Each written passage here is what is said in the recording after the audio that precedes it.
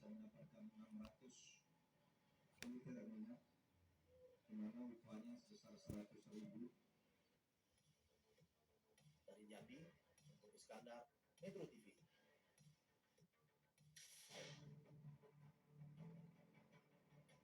Koalisi Masyarakat Sipil meminta Mahkamah Konstitusi menolak gugatan pemilihan kepala daerah di Kabupaten Siak. Gugatan tersebut dinilai tidak memenuhi syarat formil karena hanya diajukan calon wakil Bupati Siak. Sengketa pilkada yang berlarut-larut menyebabkan aktivitas pemerintah terganggu. Koalisi Masyarakat Sipil untuk Demokrasi Berkeadilan Siak mengajukan opini hukum atau amicus curiae ke Mahkamah Konstitusi. Kelompok akademisi, aktivis, mahasiswa, dan kaum perempuan ini menyatakan siap memberikan pendapat terkait pilkada Siak di sidang MK. Menurut juru bicara koalisi Riko Kurniawan, gugatan calon wakil Bupati Siak Sugianto tidak sah karena diajukan ke MK tanpa pasangannya calon Bupati Siak Irving Kahar. Bahkan Irving Kahar menyatakan sudah menerima hasil pilkada. Akibat gugatan tersebut, pelantikan calon Bupati dan Wakil Bupati Siak terpilih Afni dan Samsul Rijal tertunda. Dan pilkada Siak sebenarnya secara resmi itu sudah selesai, dan proses demokrasi itu harus kita hormati, dan perkara hukumnya juga itu sangat lemah dan MK harus menolak. Dan harapan kita, kami sebagai koalisi masyarakat sipil yang tergabung di dalam amicus curiae ini bisa memberikan pertimbangan hukum kami menjadi masukan bagi hakim untuk membuat keputusan yang lebih baik. Dari Pekanbaru Riau, Fitra Asirama, Metro TV.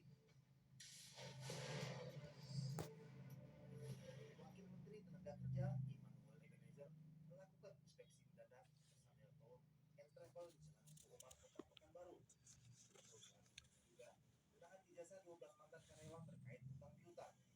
Immanuel meminta pimpinan Sanel Tour and Travel mengembalikan ijazah para mantan karyawan tersebut. Akibatnya memaksa emosi dan mengancam akan menyegel Sanel Tour and Travel. Immanuel menyatakan tindakan perusahaan menahan ijazah mantan karyawan tersebut merupakan pelanggaran hukum. Kasus yang sama juga terjadi di Surabaya, Jawa Timur. Kementerian Tenaga Kerja akan terus menelusuri perusahaan yang menahan ijazah mantan karyawan dengan alasan kerugian kerja atau utang piutang. Kita tidak mau hal ini terjadi dimanapun, karena industrial itu terkait dokumentasi, ini kan dokumentasi pribadi orang yang nggak boleh ditahan oleh siapapun. Yang tadi mereka mau nyari kerja, kita nggak bisa, karena ijazah ditahan. Ini kan keterlaluan menurut saya. Dan di Surabaya terjadi juga di Riau, dan saya yakin terjadi di mana-mana. Dan kita akan melakukan sidak itu. Ke semua tempat kita nggak peduli. Mereka mau backingnya siapa, kita tabrak. Karena kita ini diperintah konstitusi dan presiden saya. Dari Pekanbaru Riau, Fitra Asirama, Metro TV.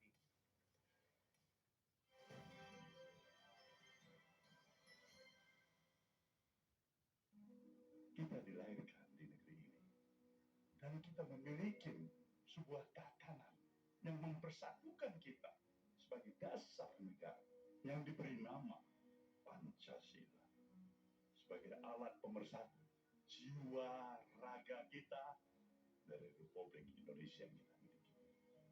Dia bisa berarti kita memperhatikannya dalam perilaku kehidupan kita. Kejujuran adalah merupakan objektivitas utama, syarat utama untuk membangun sistem nilai Pancasila.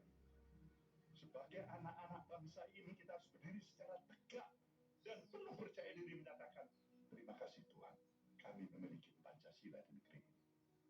Semoga di jiwa kita masih ada gelora dan spirit untuk menyatakan Pancasila adalah pandangan hidup dan jiwa kita bersama. Visi negarawan.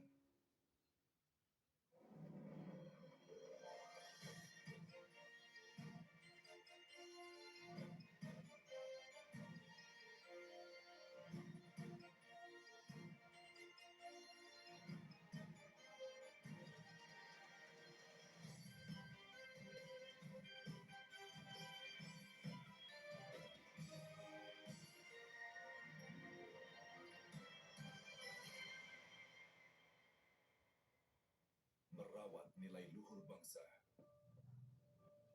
Pancasila sendiri adalah asas kehidupan bernegara yang di dalamnya terkandung nilai-nilai keluhuran bagi kita sebagai suatu bangsa. Para pendiri bangsa ini telah merumuskan nilai-nilai dari rasa keadilan sosial, bukan kesejahteraan sosial atau kemakmuran sosial. Keadilan adalah hukum yang universal agar kehidupan di dunia bisa berjalan sebagaimana mestinya.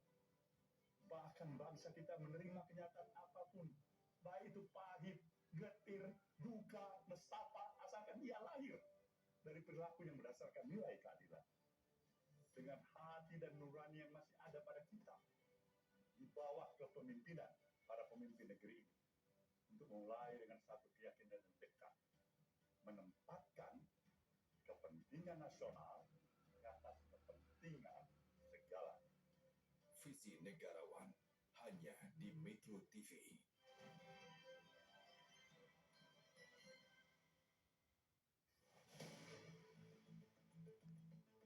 300 lebih calon jamaah haji asal Provinsi Jambi tidak melakukan pelunasan biaya haji dengan berbagai alasan. Sementara pemberangkatan perdana calon jamaah haji asal Provinsi Jambi dilangsungkan pada tanggal 31 Mei. Puluhan tahun menunggu tak menjamin calon jamaah haji bisa melakukan pelunasan biaya haji dengan berbagai alasan, diantaranya alasan ekonomi dan tak lolos tes kesehatan, termasuk pindah tugas hingga sudah meninggal dunia. Haji Mahbub Daryanto, Kepala Kanwil Kemenang Provinsi Jambi mengatakan, jumlah jemaah haji asal Provinsi Jambi mencapai 2.880 orang, termasuk pembimbing haji. Namun ada 300 lebih jemaah haji asal 11 kabupaten di Provinsi Jambi yang tidak bisa melakukan pelunasan biaya haji dengan berbagai alasan. Tidak melunasi berarti yang bawah naik karena mereka masih dapat bentuk penumpang. Kira-kira berapa juta itu, Pak? Ya 300-an. 300 sampai. Dari Provinsi Jambi, Irwanto, Metro TV.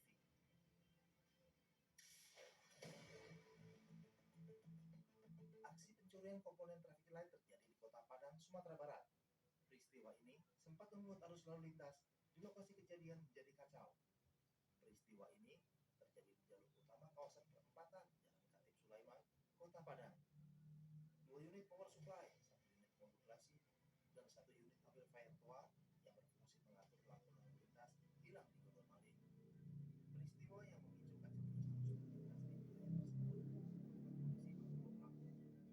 Dua pelaku berinisial AS dan TP berhasil ditangkap oleh tim Kelewang Satreskrim Polresta Padang tak jauh dari lokasi kejadian. Kanwil Reskrim Polresta Padang, Ibtu Andrian Rahmadi menyatakan, aksi pencurian ini bukan kejadian pertama. Para pelaku mengaku sebelumnya mencuri alat serupa sebanyak 3 kali dan 2 diantaranya terjadi pada tahun ini. Jadi menurut keterangan dari para pelaku sudah beraksi di 3 TKP untuk pencurian alat-alat traffic itu yang diambil utama itu rangkaian kabel-kabel karena kabel tersebut masih berupa tembaga inti. Dari Kota Padang, Sumatera Barat, Hendy Utaria, Metro TV.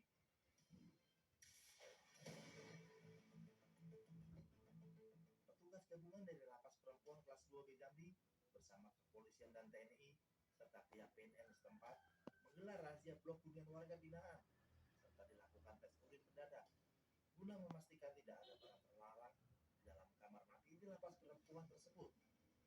Dari hasil razia dan penggeledahan tersebut, petugas tidak mendapati barang terlarang seperti narkoba di blok hunian warga binaan. Petugas hanya mendapati barang-barang seperti paku, jarum jahit, alat cukur, dan pulpen. Barang-barang yang dapat menimbulkan gangguan keamanan tersebut langsung diamankan pihak lapas. Selain razia, warga binaan Lapas Perempuan Kelas 2B Jambi juga turut dites urin. Tes narkoba ini dilakukan secara acak terhadap 25 orang warga binaan dan hasilnya seluruhnya dinyatakan negatif. Dari Muaro Jambi, Jambi, Yaduk Kristiadi, Metro TV.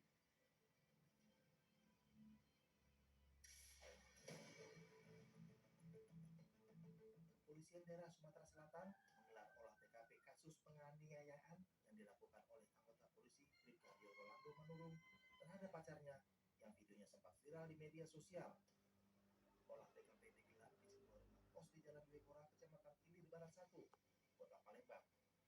Olah TKP sementara ini melibatkan korban penganiayaan yang tak lain merupakan pacar dari pelaku, Bribkario Rolando Manulung. Sebelumnya sempat beredar video penganiayaan pelaku terhadap pacarnya di media sosial. Pelaku yang merupakan anggota polisi Satuan Pembinaan Masyarakat Polrestabes Palembang terekam memukul kepala korban dan mengeluarkan senjata airsoft gun untuk mengancam warga yang melerai. Akibat kejadian tersebut, pelaku telah diserahkan ke bidang propam Polda Sumatera Selatan dan telah ditempatkan khusus selama 30 hari terkait pelanggaran kode etik, penganiayaan, penggunaan senjata tajam, dan dugaan mengkonsumsi narkoba. Dari Palembang, Sumatera Selatan, Dian Pierre Papin, Metro TV.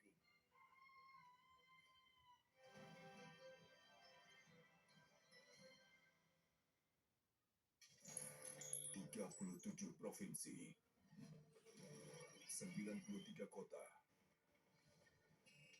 415 kabupaten, dengan satu harapan, memiliki pemimpin daerah yang mampu wujudkan asa. Kenali untuk memilih,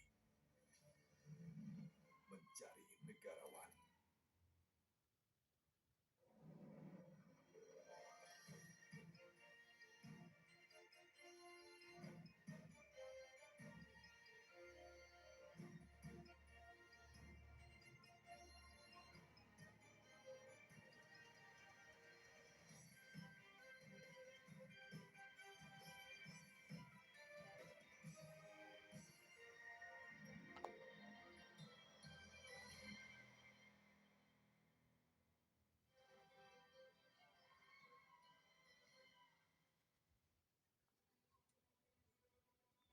Kepergian Paus Fransiskus untuk selamanya bukan untuk menandai akhir dari sebuah masa kepemimpinan spiritual di Gereja Katolik, tapi menjadi awal dari serangkaian prosesi pemakaman yang dijalankan dengan penuh hikmat.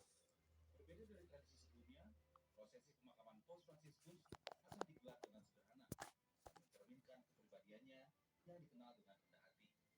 Ia memilih tidak dimakamkan di dalam kompleks Vatikan seperti mayoritas pendahulunya. Paus Fransiskus menyampaikan keinginannya untuk dimakamkan di Basilika Santa Maria Maggiore. Beliau ya saya lebih banyak melihat itu bukan soal merubah tata cara atau tradisi kebiasaan-kebiasaan yang sebelumnya, bukan sekedar mau merubah untuk menyatakan sesuatu yang lain, tapi saya menangkap bahwa ada pesan yang lebih bahwa hidup kita ini kembali kepada bagaimana sederhana hidup kita yang lebih ketaatan kesetiaan kita kepada Tuhan dalam hidup kita ya sederhana. Setelah dimakamkan, sebuah tradisi kuno Gereja Katolik akan kembali dijalankan. Kain sutra putih akan diletak sebagai simbol perpisahan berakhir. Setelah masa berkabung berakhir, misa pemakaman akan dilaksanakan di lapangan Santo Petrus. Para kardinal dari belahan dunia akan memimpin misa ini dengan prosesi peti jenazah yang diawali oleh pembawa salib. Kepergian Paus Fransiskus memang meninggalkan duka mendalam bagi umat Katolik seluruh dunia. Namun kesederhanaan yang ia wariskan lewat prosesi pemakamannya juga menjadi cerminan nilai-nilai yang selama ini ia junjung tinggi, yakni kerendahan hati, pelayanan, dan kasih.